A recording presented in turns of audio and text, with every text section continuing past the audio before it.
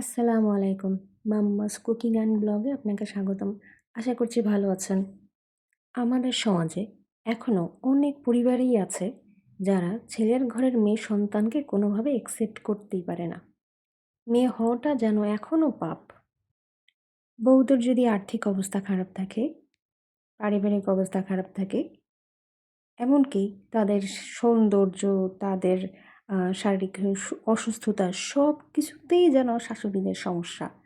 বর্তমান যুগে এসেও যদি মেয়েদের এইগুলা ফেস করতে হয়, তাহলে আধুনিক সমাজ বা শিক্ষিত সমাজ হয়ে কী লাভ হলো? বিয়ের পর ছেলেদের বোঝা উচিত, একটা মেয়ে একটা নতুন পরিবার থেকে এসে তার আ পরিবারে অ্যাডজাস্ট করার যথেষ্ট চেষ্টা করে। সো তাদের উচিত মাকে ম্যানেজ করা এবং বউকে সমানভাবে ম্যানেজ করা। সম্প্রতি কয়েকটা ঘটনায় এতটাই আপসেট লাগতেছে যে কি বলবো?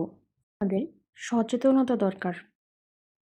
ছেলে হোক, মেয়ে হোক, সন্তান এইটাই অনেক কিছু।